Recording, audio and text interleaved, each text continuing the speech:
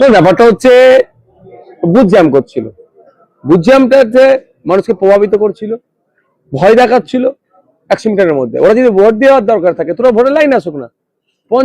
একজন পঞ্চায়েতের সদস্য ওর নেতৃত্ব হচ্ছিল। প্রথম যখন আমি ভোট ওই বুথে যাই, পরিদর্শনে যাই, তখন বলে গেলাম, পুলিশ তাকে সরিয়ে দিল। যেই আমরা গাড়িতে উঠছি সে অকথ্য ভাষায় গালিগালাজ করে আবার বলছি এসে জড়ো হচ্ছে। তা নামলাম, দেখি এবার কেমন গালাগালি গেছে, সামনের সাথে গালাগালি দেখি।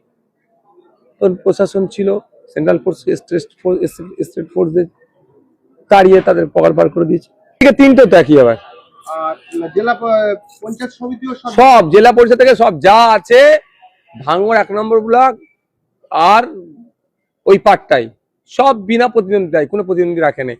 মানুষের ক্ষোভ তো ওখানে পঞ্চায়েত নির্বাচনে এই জাগলগাছি, প্রাণগঞ্জ, নারায়ণপুর অঞ্চলের মানুষকে ভোট দিতে দিয়েছে। লোকসভা নির্বাচনে ছাপ্পা মেরেছে। এই সুযোগ আগে অবাধ নির্বাচন হয়েছে। আমি বামনঘাটা ব্যবতা যদি আসছিলাম, মানুষজনকে শুধু জিজ্ঞাসা করছেন এবারে ভোটটাতে কেমন শান্তি পাচ্ছেন। বলছে অনেক দিন এইরকম ভোট আমরা দিতে পারিনি, ঠিক জায়গায় দিয়েছেন তো? বলে হ্যাঁ।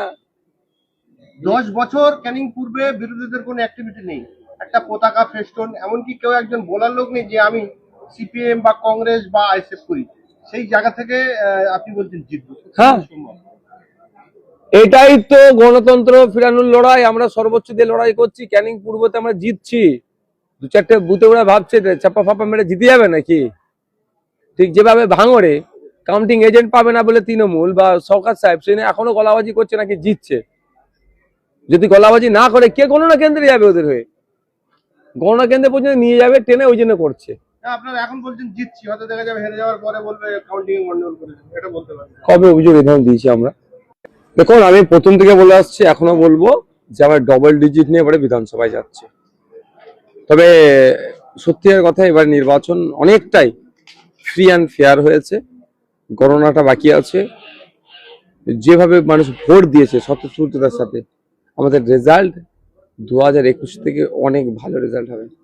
কিন্তু ক্যানিং পূর্বের আপনাদের প্রার্থী আরাবুল সাহেব বলছেন যে গণতন্ত্র ক্যানিং পূর্বে নেই। আমি ঠিক কথা বলেছে তো।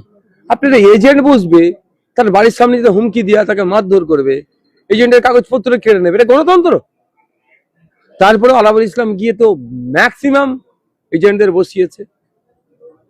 গণতন্ত্রকে ফিরিয়ে আনার লড়াই করছে আলাউল ইসলাম স্যার। ক্যানিং পূর্বে আমরা জিতছি। কতটা শান্তিপূর্ণভাবে ভোট হয়েছে?